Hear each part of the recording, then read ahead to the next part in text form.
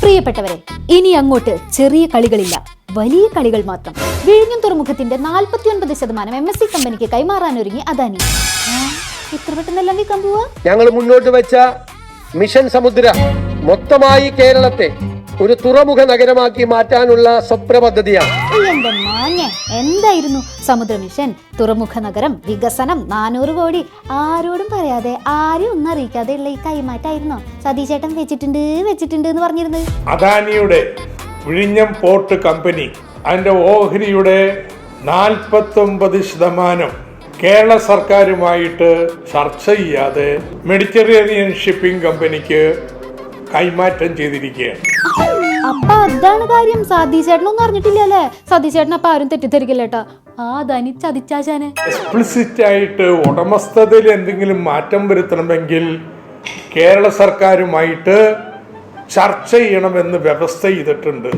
ആ വ്യവസ്ഥ ലംഘിച്ചിരിക്കുകയാണ്. അതിനുള്ള ധൈര്യം എങ്ങനെ വന്നു? ആവോ, ആർക്കറിയാ? അദാനിയുടെ ധൈര്യല്ലേ.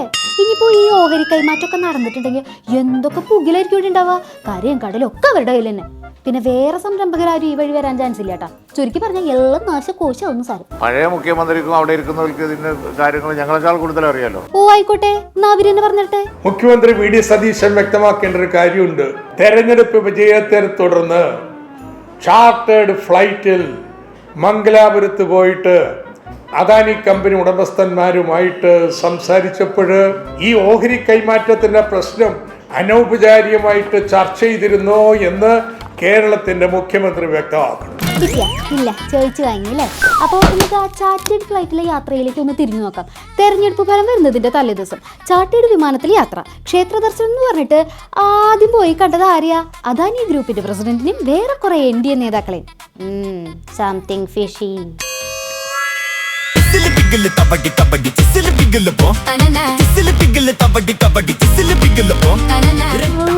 എന്തൊരു കളിയും ചിരിയും. അന്നത്തെ ആരും അറിയാതെ ആരെയും കൂട്ടാതെ പോയ ആത്മീയ യാത്രയെ കുറിച്ച് ഇപ്പോഴൊന്നും പറയാനില്ലല്ലേ സതീശേട്ടാ?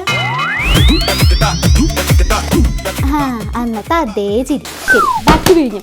സർക്കാരിന്റെ അനുമതി വാങ്ങാണ്ട് ഇങ്ങനൊരു ഓഹരി കൈമാറ്റം നടത്തിയിട്ടുണ്ടെങ്കിൽ അത് കരാർ ലംഘനമാണ്. അങ്ങനെ കരാർ ലംഘിച്ചിട്ടുണ്ടെങ്കിൽ സംസ്ഥാന സർക്കാരിന് നിയമ നടപടികളിലേക്ക് നീങ്ങുകയും ചെയ്യാം. എന്നിട്ട് ഈ ഒരു കൈമാറ്റ ധാരണയിലേക്ക് അദാനി കടക്കാനിടയായ ആ ഒരു ചെയ്തോ വികാരം എന്തായിരിക്കും? കേരളത്തിലേക്ക് ഒരു പൈസ കൂടുതൽ വരുന്നില്ലട്ടോ, അദാനിയുടെ പോക്കറ്റിലേക്കാ പോണേ. സതീശേട്ടൻ അപ്പൊ ഈ കാര്യത്തിലും പെട്ടൂലേ? പ്രതിപക്ഷത്തുള്ളവർക്ക് മാത്രമല്ല ഭരണപക്ഷത്തുള്ളവർക്കും ഈ കാര്യത്തിൽ നല്ല തൃപ്തിയുണ്ട്. അദാനി എന്താ സൂപ്പർ ഗവൺമെന്റ് ആണ്? ഇതെന്താ BJP ഭരിക്കുന്ന സംസ്ഥാനമാണോ? BJP ഭരിക്കുന്ന സംസ്ഥാനങ്ങളിൽ അദാനി സൂപ്പറാണ്. അദാനിയുടെ തീരുമാനമാണ് നടപ്പിലാവുക. അതെന്താണ് കേസ് സാർ അങ്ങനെ ഒരു ടോക്ക്? ഇവിടെ അപ്പോ BJP ഭരണം പോലെയാണെന്നാണോ പറയണത്? ഇതിപ്പോ കഴിഞ്ഞ ദിവസം ശിവൻകുട്ടി സഖാവ് ഫേസ്ബുക്കിലിട്ട പോസ്റ്റ് പോലെ ഉണ്ടല്ലോ. 30 ഉണ്ടെങ്കിൽ കേരളം ഭരിക്കുന്ന സംഘ നേതാവ് വെറുതെ പറഞ്ഞതാണ്. 3 ഉണ്ടേ തന്നെ അവർ കൃത്യമായി ഭരിക്കുന്നുണ്ട്. അതങ്ങനെ ഒരു പൂക്കിക്കാലം. മുഖ്യമന്ത്രി ആകുന്നതിന് മുമ്പ് MLA ആയ ഘട്ടത്തിൽ ശ്രീ വി.ഡി. സതീശൻ RSSന്റെ സ്ഥാപക നേതാവിന്റെ മുമ്പിൽ നിലവിളക്ക് കൊളുത്തിക്കൊണ്ടുള്ള ഡീലാണ് കാഴ്ചവെച്ചത്. ഇതൊന്നും കൂടാണ്ട് അധികാരത്തിൽ വന്നതിന് ശേഷം കേന്ദ്രത്തിനൊപ്പം നിന്ന് PM ശ്രീ കേന്ദ്രത്തിന്റെ ലോഗോ വീടിന് മുന്നിൽ പതിക്കുന്ന ഭവന പദ്ധതി, സംഘപരിവാർ അനുകൂലിയായ ശേഷാദ്രിനാഥനെ തെരഞ്ഞെടുപ്പ് കമ്മീഷണറാക്കിയത്, അങ്ങനെ പൊൻതൂവലുകൾ അനവധി ഉണ്ടല്ലോ. അപ്പൊ പിന്നെ വിമർശിക്കുന്നവരെ നമുക്കൊന്നും പറയാൻ പറ്റില്ലല്ലോ സതീശേട്ടാ. ഇപ്പൊ ചെയ്ത അഴിമതി പോരാ, ഇനിയും വേണമെന്നുള്ളതാ. ഐസക് സാർ ഒന്ന് ഇങ്ങോട്ട് വന്നേ.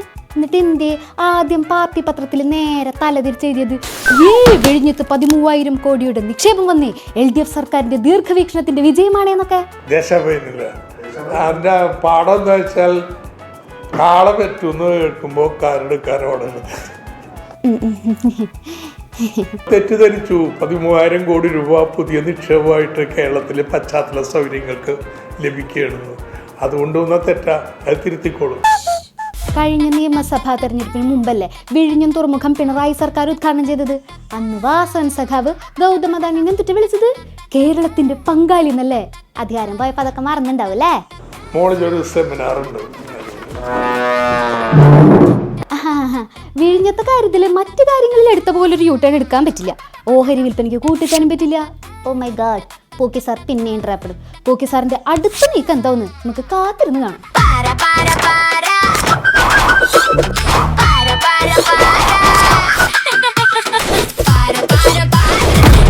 ബാര ബാര